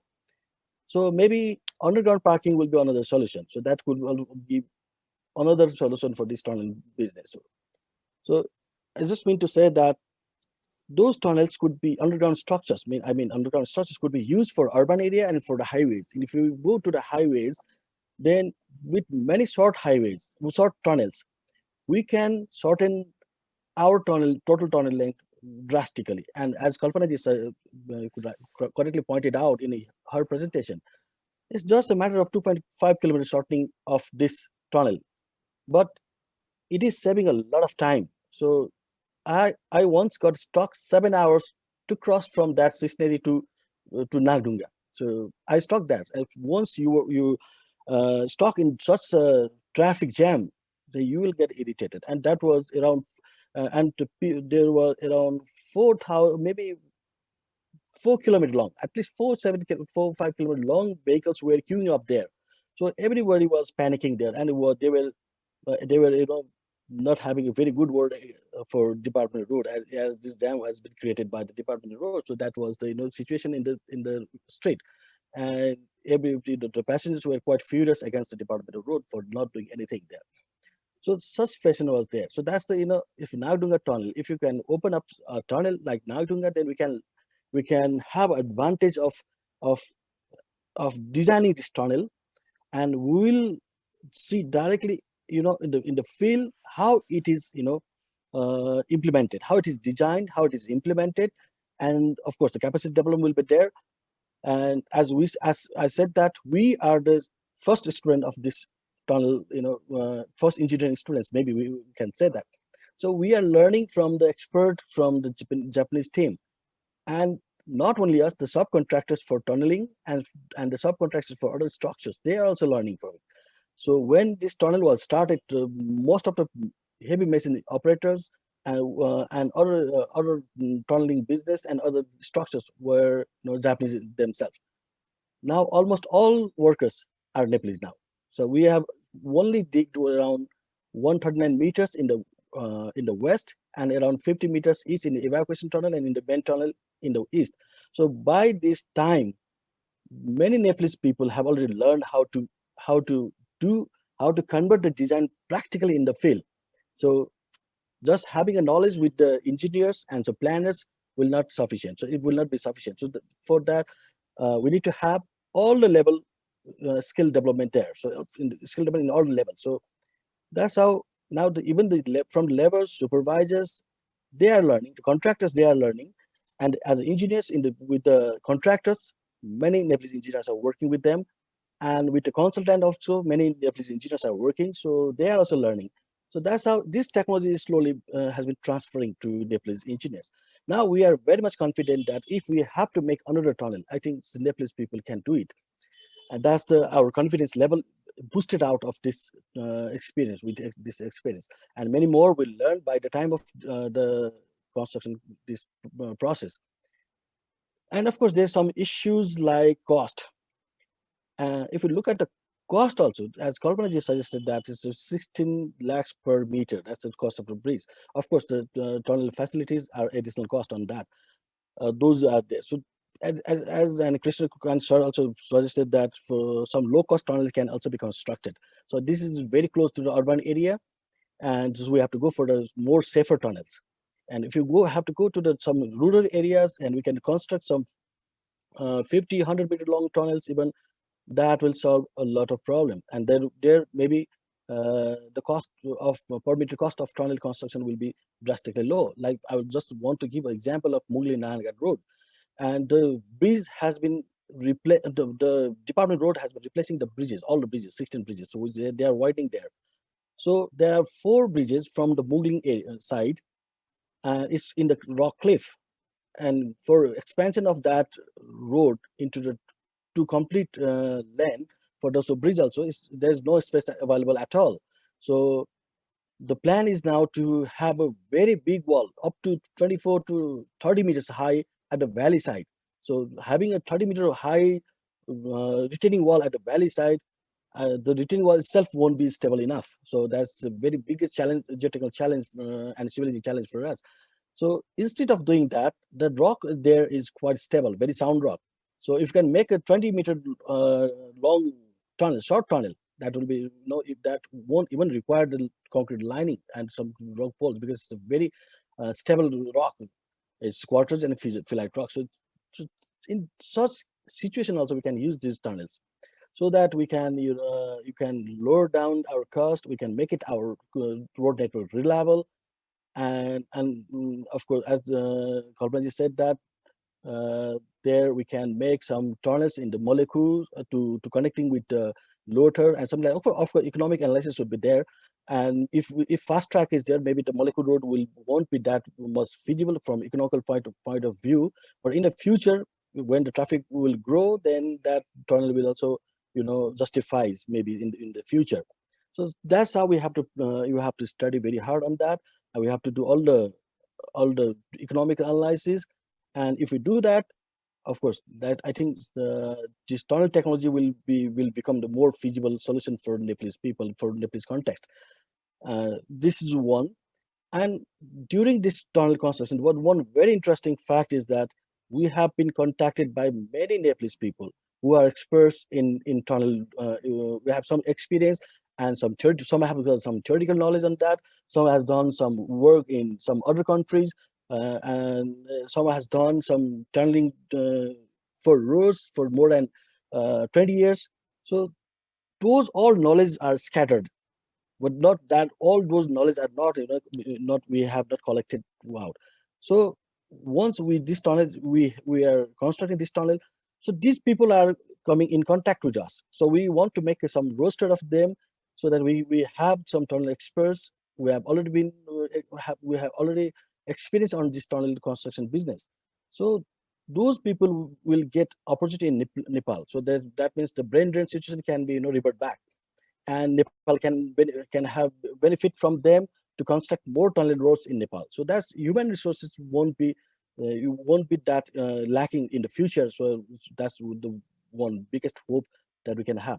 So these are some things that we have been learning from this Nagdhunga tunnel, and it's boosting up all the confidence. We are more confident now, and we have a plan to deliver this training to many engineers from the private sector, from the consultants, from the contractors, and of course from Department Roads itself.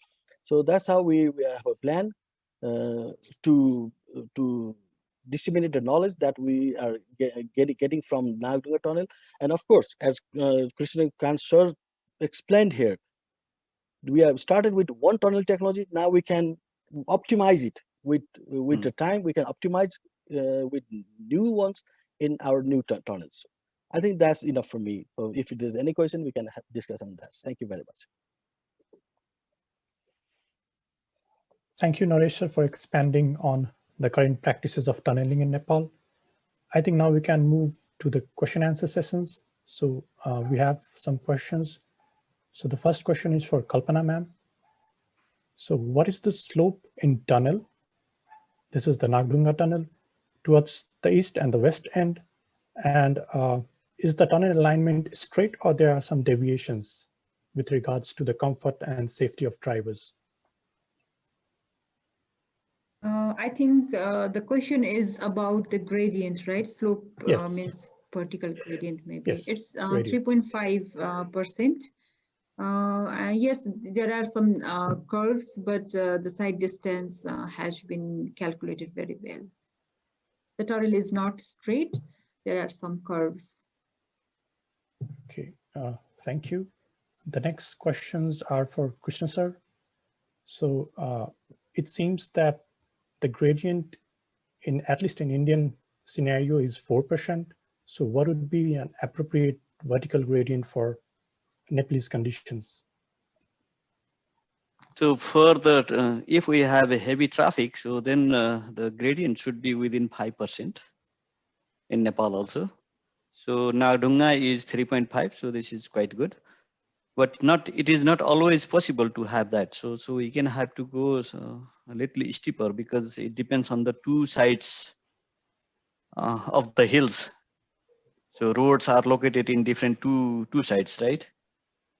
Yeah. So if we have to make quite a lot of another loop to reduce the inclination, so it may not be very effective. So then if we have possibilities to go up to 7% in some occasion, we can go up to that, no problem. Even very high traffic tunnels, we can go up to 7%, but more than 7% might be little bit critical, especially for heavy loaded vehicles, because they will exhaust quite a lot of fume while going uphill. So, but up to 7% it is possible, but preferably it should be kept below 5%. Okay, so the next question is regarding the provision of sump pits. So how do we calculate, the capacity of sump pits and the pump room in order to take out the water that gets accumulated within tunnel? So this is during construction.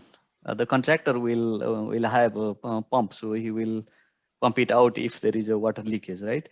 for during operation. So always the tunnel will be slightly gradient. So it will be going, all the water will be collected to the side drain, and then it will be flowing along the drain all the way out. So we don't need any sump or something like this. It will be flowing naturally, so we should not be worried. But what is important is that we have this water shielding to the tunnel wall. So as I explained, there are different approaches.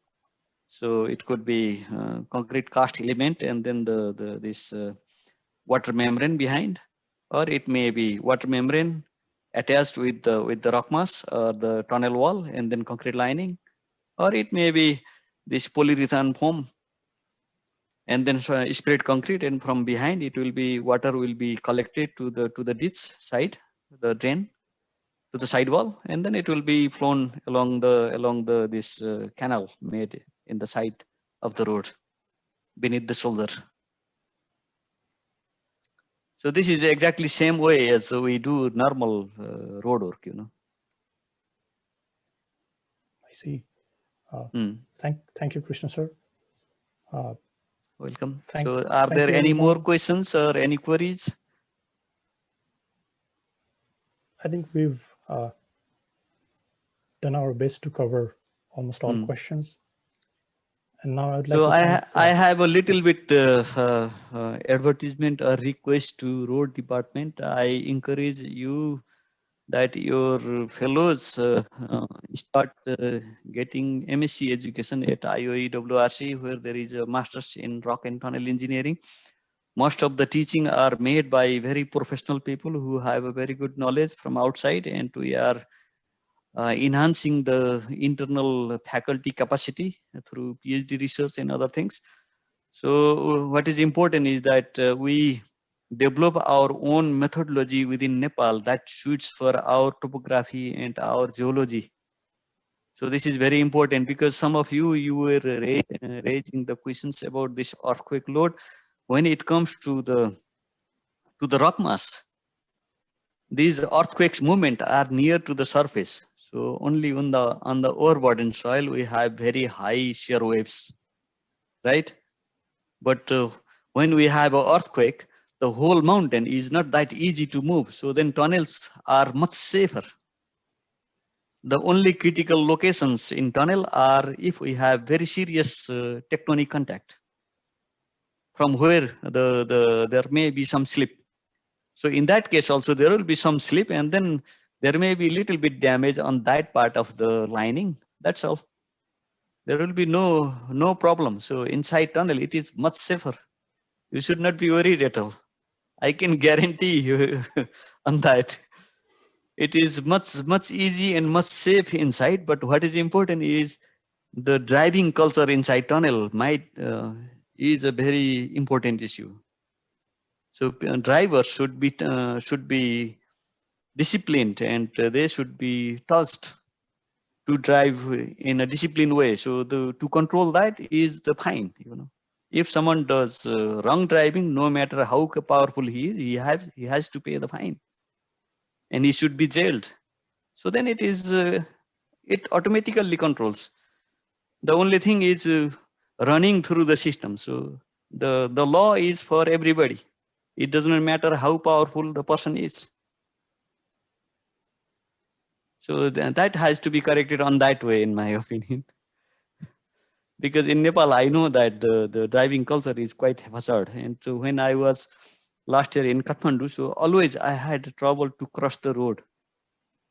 So when there is a zebra cross, there is an increase in speed. Generally, zebra cross is made for the people to cross the road. But when the driver sees that someone is crossing, he is speeding. Always. And I had a huge trouble to cross, you know. So how to control that? It is very important. I think I would suggest that the traffic control must be done by the road department. They should have a separate unit that controls this driving system, because people should be well educated and know what is the hazard. So a kind of this traffic control policing with the highly educated unit could be a better solution, I think. Like here in Norway, we have a different unit within this road authority here. They are the one who controls the traffic and control the speed limit and everything, fine system and everything. Only the criminal cases are handled by police. So once accident happens, so then it will be the police handles further. But the first catching is by the road authority, you know. So this could be a very good source of income also for the road department, in my opinion, because we should have a very heavy fine structures.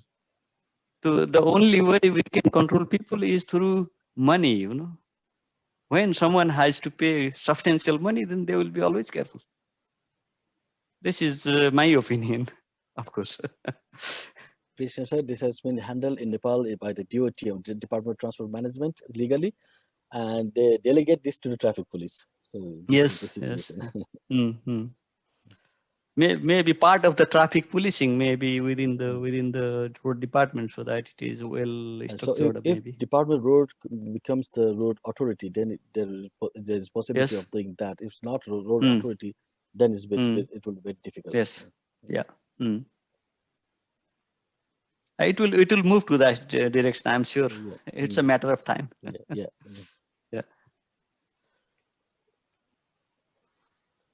Thank you, all the speakers, for your presentations and answers to several questions. I would like to thank all the participants for your questions and for your precious time for today's webinar. I'd also like to acknowledge CATS Hydro Consultancy and Hydro Research, as well as Institute of Himalayan Risk Reduction, for their support in the webinar series. Now, finally, to end this program, I would like to request Naresh for his few final words. Thank you. You know, it was this evening's this presentation was quite an eye-opening one. So this is I think this we must say it's the beginning of the tunnel is in Nepal, because since this discussion helped us to find out the different technologies available in tunnel, and we have discussed under some of the challenges that we are going to face in the tunnel construction also, and also we are very much pleased to see that around 37 persons registered for this seminar. So that's the big interest among the participants also. So many people are looking for this tunnel technology. So but that means this technology will in the future everybody is expecting that with the tunnel technology we can solve a lot of transportation problem in Nepal. We can make the roads more safer and more reliable, economical. So if we look at the Kalpana's slide, I want to recite it again. So economically also is very much cost effective, since even with the savings with the road vehicle operating cost, we can bear the cost of the tunnel construction. If the life cycle cost also is, if you look at the initial cost, of course tunnel construction is a bit expensive, but if you look at the life cycle cost, it's much more in the affordable side. And for our road construction, we have to deal with all those landslides and many geotechnical problems, many other problems. So looking at all these scenarios, tunnel will be our next next 20 years plan will 10 years our road construction model will be tunnel. And we are very much pleased to see many people who are having some interest. And of course the engineering education is also going to be started from the IOE RRC from Pokhara, and that's very good, because that engineering college, we are always of the view that the engineering colleges, their syllabus should be based on the country's need and not based on the all international scenarios. Of course some basic principles will be there, but for fourth year and for practice, the country's need should be the top priority. So since the tunnel, we are moving into the tunnel, and the engineering college we recently have established there. So that course is going to be started there. That means now we are going to get a lot of tunnel experts in future, and that engineering college should be associated with all the practitioners, like with the Department of Road and with some hydropower experts in the hydropower. So they also have very good experience in tunnel. So some tunnel societies also there. So with those people involved in tunnels, should be, united together, and we can implement this, and we can convince the Department of Road and other transport builders, and maybe in the urban development also we can use tunnels. Like for the metros also, metros will also come. That is going to become for the sure, but for when, that's one the matter. And if we look at those urban tunnel metro network, we are trying to go with the very big network. Let's start with a small network. Like London's tubes that were started in 1890 and completed in 1965 only. So that means it's keep on expanding the metro network that we can also use in Nepal. So that's how I think this tunnel technology we can use for the urban areas and for the highways to make our transportation more sustainable, more cost effective, and more efficient. So that once one day will come, then we can travel from Kathmandu to Kakarpeta within 5 hours. And we used to travel Pokhara within 12 hours. Now it has been reduced to the 6-7 hours. Of course, we can reduce back the time to travel to Kakarpeta one day that will come, that we can travel up to the Kakarpeta in 5 hours. Let's hope that for that, and we'll go for the tunnel, and let's work together to develop the tunnel network in Nepal, so that will be more cost effective and for the benefit of the country. Thank you very much. Thank you, everyone. With this, we'll be ending today's program. A very good night to all of you in Nepal, and a very good day to everyone joining us from abroad. Thank you. Thank you. Namaste for everybody. Namaste. Namaste.